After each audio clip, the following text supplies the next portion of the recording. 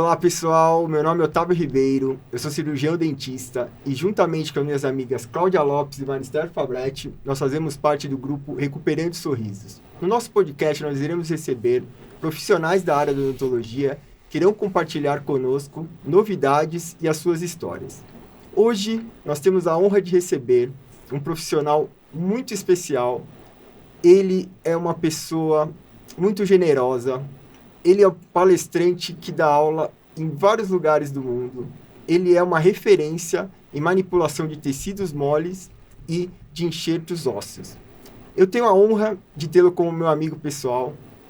Ele me dá muitas dicas, ele é meu vizinho de consultório. Ele é um mentor para mim. E hoje ele vai abrilhantar o nosso podcast, contando um pouco da sua história e da sua trajetória. Seja bem-vindo a Recuperando Sorrisos, Fábio, tudo bem? Oi, tudo bem? Muito obrigado aí pela gentileza do convite de estar com você, Marister, Claudinha, Otavião, amigão. E estamos juntos aí para compartilhar nossos conhecimentos, experiências clínicas. Estamos aí para fazer com que esse podcast vibre cada vez mais. Legal, Fábio. Muito obrigado, nós agradecemos.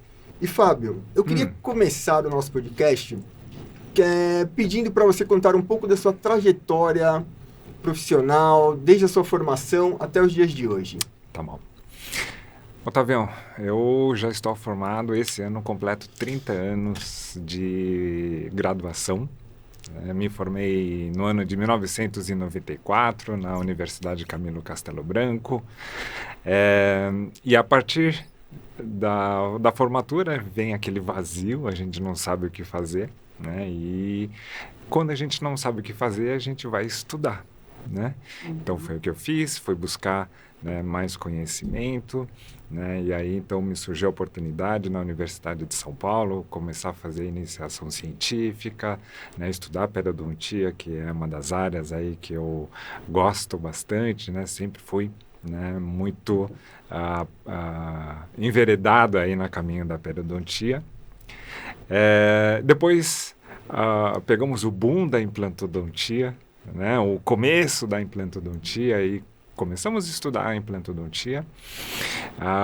Fiz especialização, mestrado, doutoramento, e aí voltamos para a Universidade de São Paulo, né, para começar a estudar num nível muito mais aprofundado, e aí lá no ICB, no Instituto de Ciências Biológicas, né, onde a gente conheceu a Claudinha, a Carbonari, a Leteia, Yoshimoto, e muita gente mais, né, gente boníssima.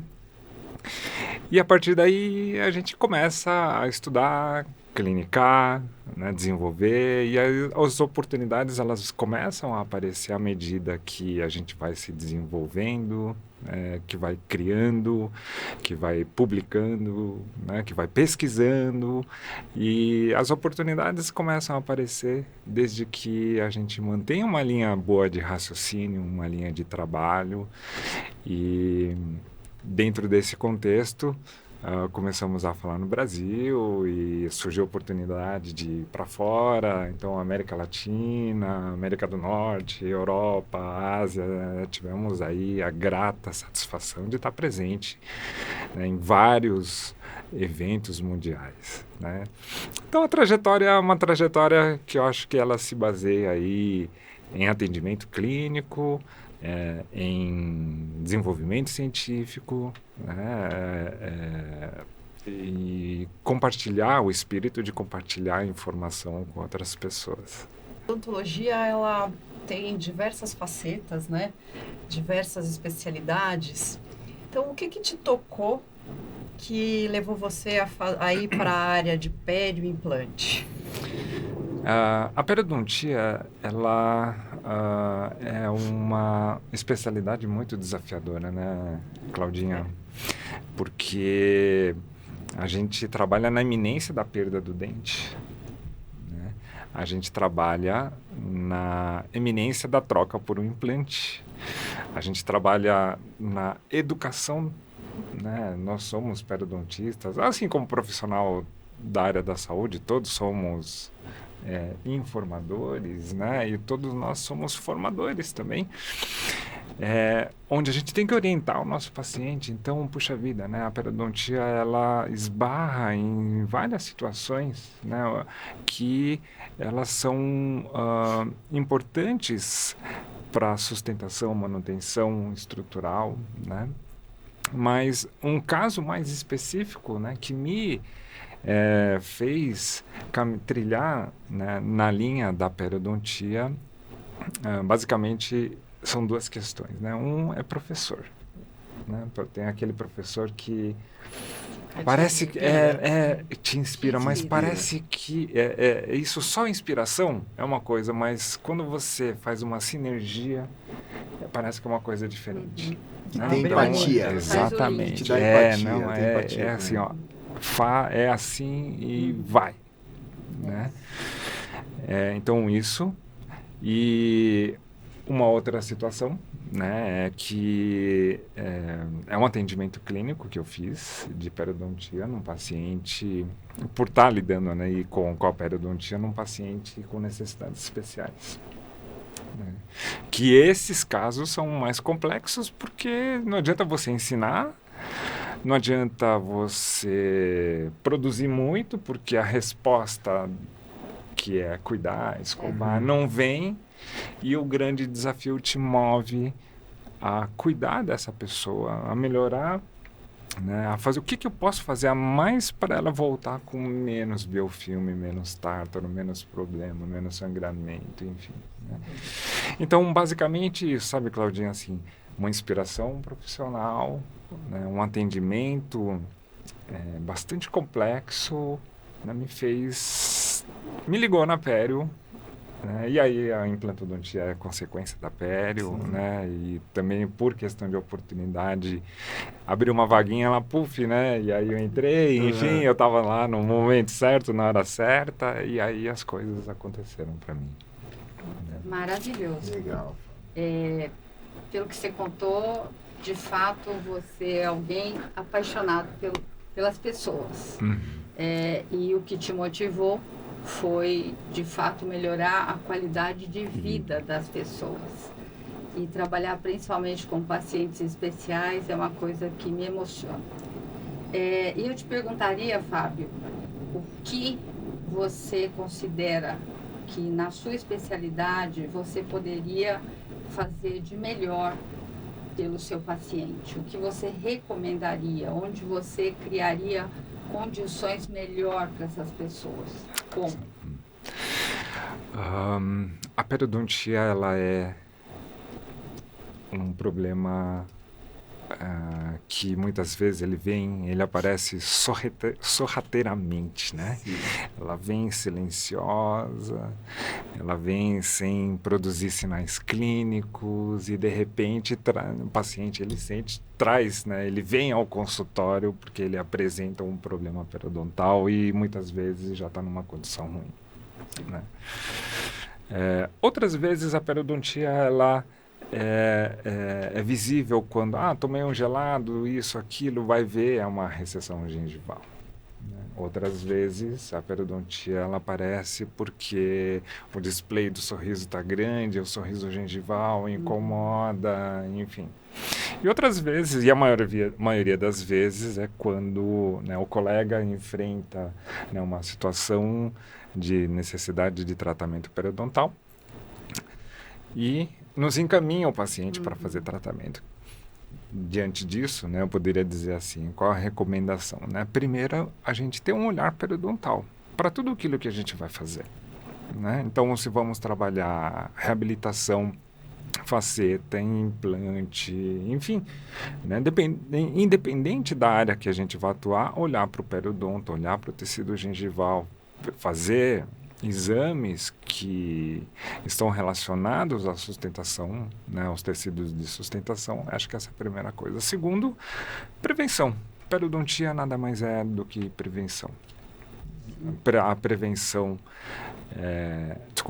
não é que a periodontia não é nada mais que prevenção, é a periopreventiva, a periocorretiva, mas uma boa recomendação que a gente pode aplicar aos nossos amigos, aos profissionais, à família, é prevenir. né? Através de controle de biofilme, escovação adequada, enfim. Né? Maravilha. O primeiro passo da periodontia, você diria que é a prevenção. Eu acho que sim. Sabe por quê, Otávio? Eu tenho pacientes de diversas idades, né? Do mais novo ao mais velho, na hora que você vai falar sobre técnica de higienização, todos esbarram em duas condições, tempo e movimento. Né? Na hora que você pergunta quantos minutos você demora para escovar o dente, doutor, sei lá. Não sei. Né? Você escova o dente aonde? Como assim aonde, doutor?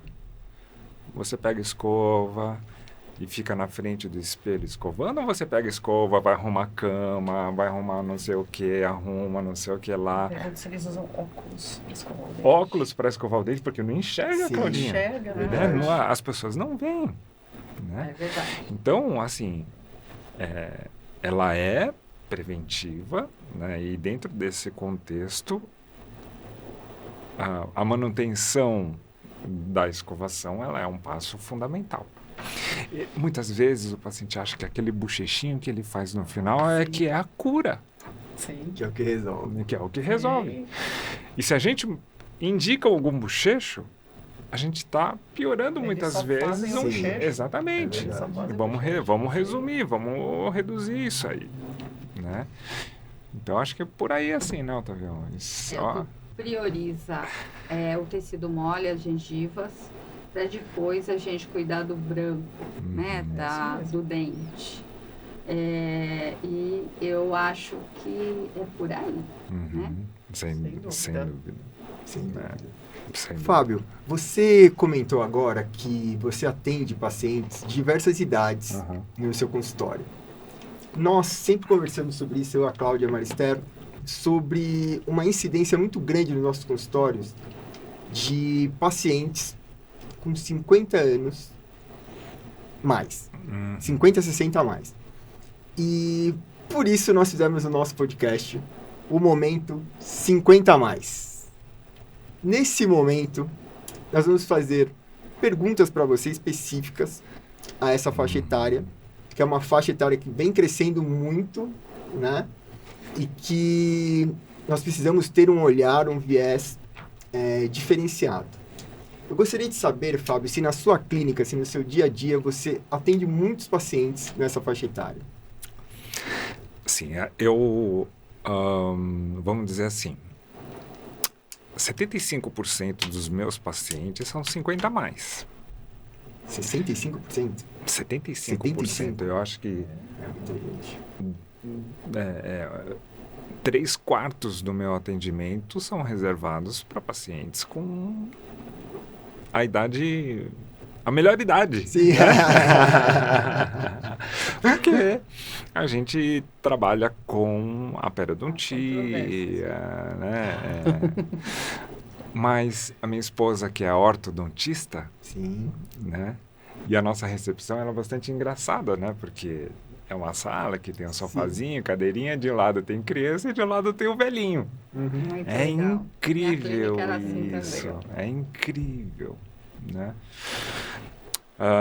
A gente recebe bastante encaminhamento de colegas, né? E basicamente os encaminhamentos que nos vêm, tirando o tratamento estético, né? São pacientes que têm uma idade 50 a mais, ou até 40 a mais, vamos dizer assim, sabe?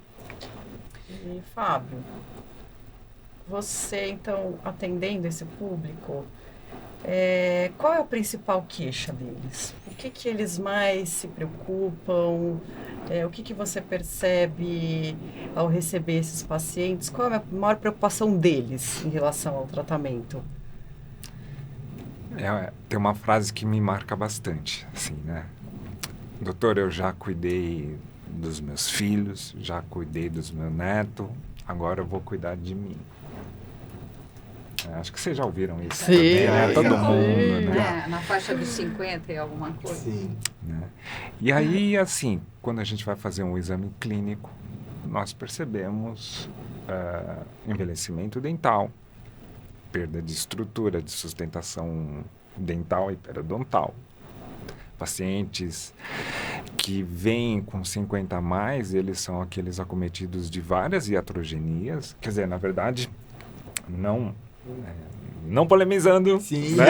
sim, Não é sim, polemizando, mas, puxa vida, naturalmente, cada troca de restauração, né? Cada endodontia, e aí você reabilita com uma prótese, e aí depois, sabe, aquela coisa assim, ela é progressiva mesmo, está relacionada até à própria manipulação, aquilo que a gente faz. Não estou falando que eu sou perfeito e que todas as minhas restaurações funcionam e ficam na... Não estou dizendo que os limites e desafios da própria odontologia fazem com que isso aconteça. Sem dúvida.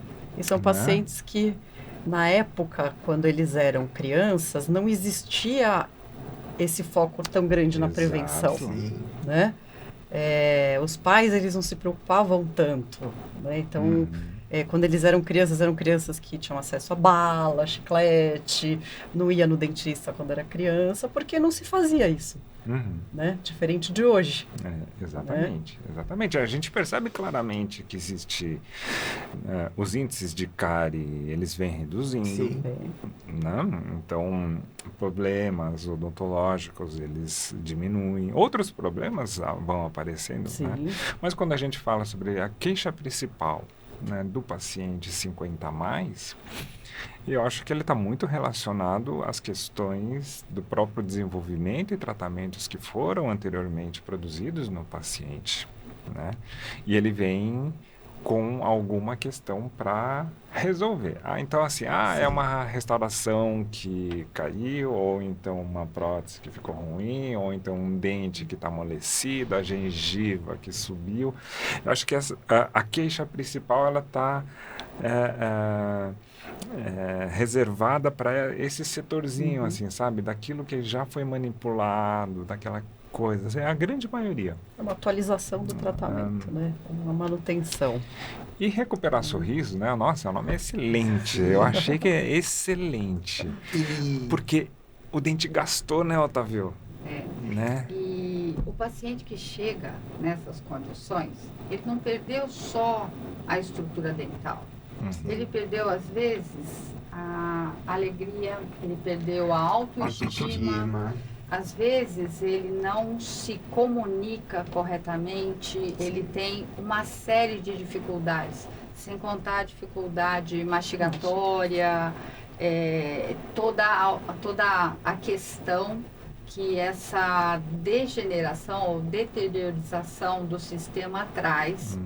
E recuperar sorrisos, eu acho que traz mais que isso, né? Traz a recuperação das estruturas, a devolução da função, da estética e da autoestima do paciente, né? Eu acho isso fundamental.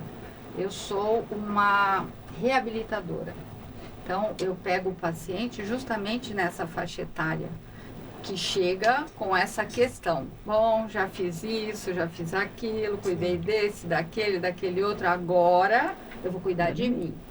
E ele vai cuidar de si, não é só porque ele terminou a função, é porque ele está sentindo o desconforto, não é? E porque ele sente que a situação vai piorar e que a casa vai cair. E eu tive a oportunidade de recuperar muitos, em uma situação extremamente desagradável, né? E é uma delícia quando você restabelece tudo, você preserva com a ajuda de todas as especialidades e principalmente do periodontista, não é? E você pode acompanhar esse quadro por anos a fio. Agora a gente tem outro desafio. Realmente a nossa população está envelhecendo. E nós estamos vivendo muito mais a alteração do sistema mastigatório. Nós precisamos preparar os pacientes para isso. Eu tenho pacientes que eu reabilitei há 20 anos atrás, ou mais, e os implantes colocados já estão mal posicionados, a parte periodontal avançou, E dentro da reabilitação, você tem a reabilitação. E aí é que nós vamos começar a enfrentar os desafios. Que a gente vai ter que enfrentar e trabalhar muito seriamente para recuperar os sorrisos que estão por vir. Inclusive da turma que fez a prevenção. E a gente não pode esquecer do fator sistêmico. Né? Porque o paciente ele não é uma boca, ele é um sistema. Né? Ele vem como um todo. Ele vem como um todo. E a gente tem que levar tudo isso em consideração. E do fator psicológico também. Porque Sim. eu recebo pacientes no meu consultório que eles falam para mim claramente que eles se sentiram mutilados na infância, pacientes dessa faixa etária, porque os pais foram ao dentista e pediram para tirar todos os dentes na época para que não houvessem problemas futuros. Então, além de toda essa parte sistêmica, a parte odontológica, nós temos que cuidar da parte psicológica também desses pacientes, porque eles chegam com uma sensação de mutilação nos nossos consultórios, né? E hoje a gente vai ter muito retratamento, porque a população está vivendo muito mais. Né? Então, hoje é verídico você ter vários pacientes de 80, 90 anos no consultório. E você precisa continuar mantendo a integridade bucal, funcional deles e levar em consideração a saúde sistêmica deles. Sim. E hoje tem a questão da medicina integrativa, né? E dentro desse aspecto, faz uma diferença importante. A visão e a preocupação com os quadros inflamatórios bucais, elas são enormes, né? E a atenção aos pequenos focos inflamatórios produzidos por tratamentos endodônticos, periodontais e por aí vai, né? Podem influenciar a integridade na saúde geral da pessoa, né? Todo o quadro de inflamação subclínica, né? Que antigamente não era considerado e hoje é, né? E é interessante porque a medicina também está mudando em relação a isso. Então, eu acho que hoje a gente também tem o apoio da medicina em relação a isso. Né? Qual a alteração bucal mais frequente nessa faixa etária?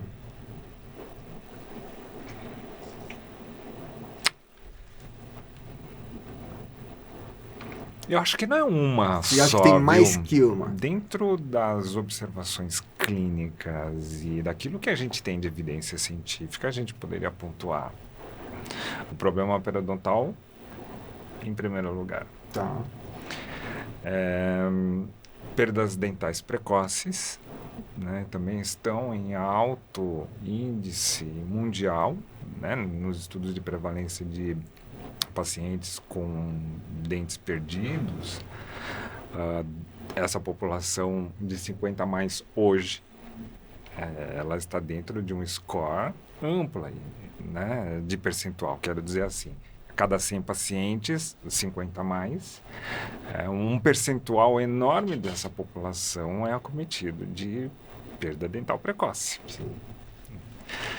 E a perda dental precoce, ela vem de diversas etiologias, né? De diversas origens. Cárie periodontal. Cárie periodontal.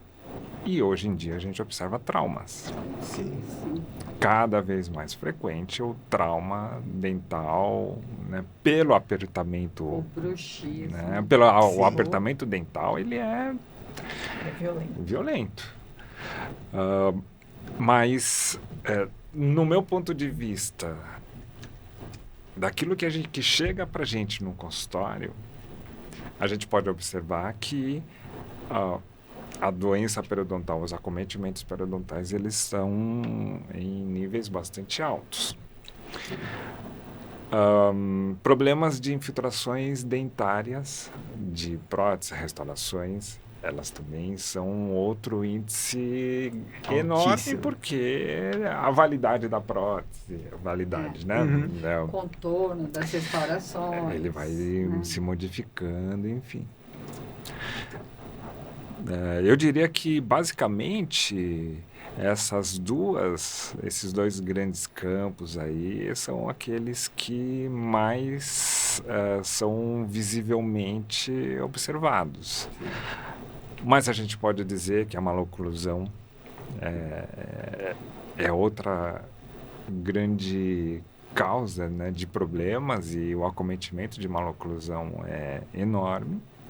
Retrações E gengivais, muito fácil, sensibilidade. né, você desencadear a maloclusão. Exatamente. A maloclusão, ela vem natural e espontaneamente, né? Sim. Por mais que anteriormente já tenha submetido o paciente ao tratamento ortodôntico, o retratamento ele é... Porém, se ele não retrata o apinhamento dental ou a maloclusão, ele leva a recessão, que leva a endo, que leva a prótese. Conceito de retratamento ortodôntico tem que ser muito, muito divulgado. Porque o paciente acha que ele fez tratamento ortodôntico na adolescência e vai durar a vida inteira. não vai durar a vida inteira. Né?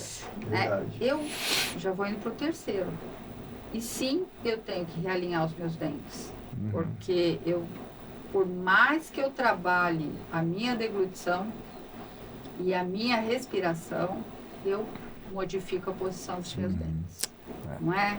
Então, você tem que alinhar. E Fábio, a gente sabe que você viajou bastante, né, ministrando aulas e cursos e tudo mais. Que país você teve uma experiência interessante, que você voltaria, que de repente te deixou uma memória afetiva bacana? Conta um pouco sobre isso pra gente. Puxa, viajar é tão bom, né? É bom. Mas chega uma hora que viajar muito também cansa um pouco. Nada né? como nossa cama. Mas quando a gente vai com um propósito, as viagens elas acabam tendo um sentido. E a gente tem que ficar prestando atenção realmente nessas questões que são muito importantes, né? Porque a gente acaba criando em algum momento uma história, a gente aprende ou ensina, enfim, né? Aquele momento afetivo que você comenta, muito ligado às experiências boas que se vive, né? Dentro dos países, eu acho que eu gostei bastante da Alemanha. A Alemanha, já fui aí algumas vezes, né, para palestrar, para trocar informação, trocar tecnologia, e também fui como aluno, né, para a Alemanha. Gostei muito do sistema, porque as coisas assim são planejadas, né? E aí as coisas funcionam realmente muito bem. Né? Um outro país que eu gostei bastante foi a França, hein? Né? A França é um país assim bastante interessante. Ele é um pouco mais descontraído, mas a Alemanha acho que sem dúvida nenhuma. Nossa, né, as coisas que se organizam. Um alemão que vai adorar. Pode contar uma piada feia?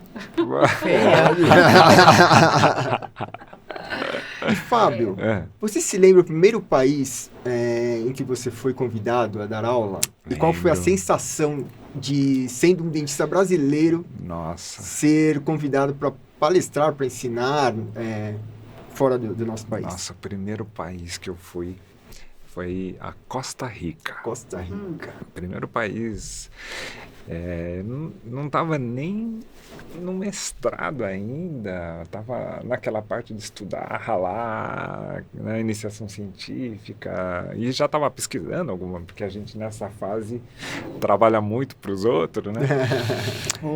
E aí a USP recebe gente de diversas partes do mundo, e tinham alunos da Costa Rica. Na verdade, eles eram professores na Costa Rica. Né? E aí foi a minha primeira experiência de receber um convite, viajar para fora, para falar num evento internacional. Foi a Costa Rica, que país lindíssimo também, né? Com suas tradições, seus costumes, um país que não tem exército.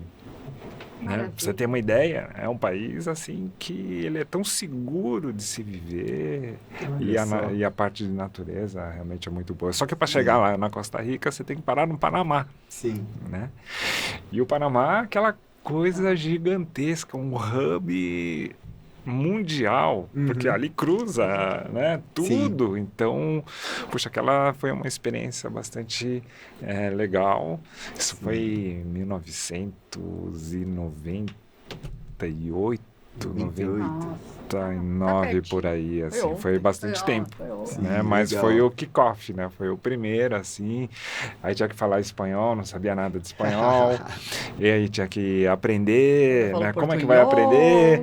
Não tinha Duolingo, não tinha aqueles aplicativos que ensinam.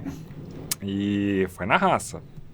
Mas deu certo. Deu tudo certo. Deu certo, que legal, Fábio. Em 98 ainda a fita cassete e tudo mais. Você lembra daqueles equipamentos de som que tinham, né? Você montava um home theater em casa, era 250 milhões de coisas. Hoje é uma televisão só e um celular. Tudo assim já faz tudo, né? E naquela época... E aí, no Panamá, eles têm um free shop enorme. E no free shop vendia aquilo lá. E você vem trazendo aquelas caixonas. É muito legal. Foi muito legal. Viajar é maravilhoso, né? Eu tive a oportunidade, em 98, você estava começando a viajar, eu estava voltando para o Brasil. Depois de 4 anos, morando nos Estados Unidos e trabalhando, entre outros lugares, no NIH. E era assim, eu saí do Brasil em 95 e eu voltei já no segundo semestre de 98 outra pessoa, porque todas as pessoas deveriam viver um pouco essa experiência. Sim. E quando a gente se expõe a outras culturas, de fato a gente leva muito. Porque sim, a gente faz esse intercâmbio, mas a gente traz muita coisa boa, é fantástico, né? E eu acho que todo mundo que se dispõe a ensinar tem realmente que fazer essa ligação, porque você traz para os alunos, você é um multiplicador de ideias, não é? Então você vai captar alguma coisa que seja num bate-papo com alguém lá, e você vai transmitir, você vai rever seus conceitos. Eu acho isso fantástico. Mas a partir do momento que você ensina, você aprende. Talvez você aprende mais do que você ensina. Isso é maravilhoso. É a troca, né? É bom. Sim. E outro país, assim, que eu acho que... né, isso é uma coisa já bem mais recente, um país aí de muita ascensão de eventos, não só odontológicos, mas eventos de esportivos e tudo mais, são Dubai, Catar, né, essa região aí. Aí já é mais... Aí outro mundo, outra coisa. Maravilha, Fábio. E que experiência vasta, não é? Aí eu te perguntaria, o que você gostaria de comunicar para os colegas que estão iniciando na profissão que a gente exerce há tanto tempo e gosta tanto, né? Por quem a gente tem trabalhado tanto? Puxa vida, nós temos uma preocupação muito grande, né, em deixar alguma coisa para gerações futuras. Sim. Tanto na família, quanto na profissão, nos colegas, enfim. Mas para quem está começando, eu acho que para quem está começando, se basear em fortes alicerces da evidência científica. Sim. É um passo extremamente importante. Ou seja, evidência científica é não fazer as coisas no seu achismo. Ou eu acho. De orelhada. Aprender profundamente uma técnica ou aquilo que ele queira fazer. A gente diz isso porque aprender superficialmente é muito mais fácil. Né? Aprender profundamente significa, né, buscar, né, a essência da técnica, do material, daquilo que seja. Né? E respeitar seu paciente. Sim. Olhar para o seu Porque- paciente como você olha para você ou você. para um familiar seu, não é? Ou para alguém muito querido e muito amado seu. Cuidar muito bem dele. Porque, de verdade, ele acaba sendo a fonte da nossa própria indicação, mas a fonte da nossa própria sobrevivência. Sim, é o sustento. Né? Então, esse alicerce, né, de aprender profundamente, basear-se em evidência científica e cuidar muito bem do seu paciente, das pessoas, dos seus amigos, é isso que eu acho que eu deixaria como um incentivo para aqueles que estão hoje iniciando na carreira, desbravando essa odontologia que é muito bonita. Você É o pulo do gato, Fábio. O jump off the cat. Jump off the cat. Você recomendaria que o dentista voltasse a ser um agente de saúde? Porque não é o sorriso, ele não é só, né, O layout, o né? layout, o display da movimentação muscular, né? O sorriso está Tá no olhar. no olhar do paciente, na manifestação Sim. do paciente, Na né? energia. Teve um caso que nós fizemos, né, Fábio, de protocolo, que você me mostrou depois da foto final da paciente, que eu falei pro Fábio, o olhar dela mudou. A foto do antes, ela tinha um olhar triste, ela tinha um olhar vazio, perdido. Ela ganhou vida Brilho. no olhar O dela, modo um dela brilho se no olhar. relacionar com o Foi, mundo mudou. assim, muito gratificante É quando muito eu bom. vi, né, que eu participei desse caso, participei da cirurgia, é uma sensação muito boa, muito gratificante, né?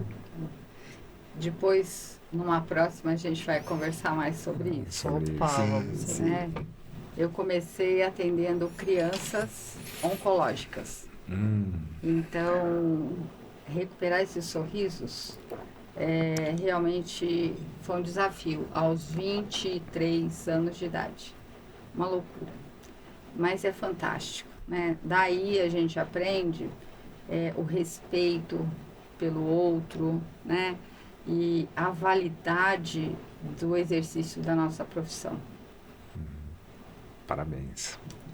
Coisa Bora boa. lá, parabéns a você. amigo. Bela Muito mensagem. Obrigada. Bela mensagem. Fábio, muito obrigado por estar aqui conosco, Eu que por nos dar a agradeço. honra dos seus relatos, de contar um pouco da sua história.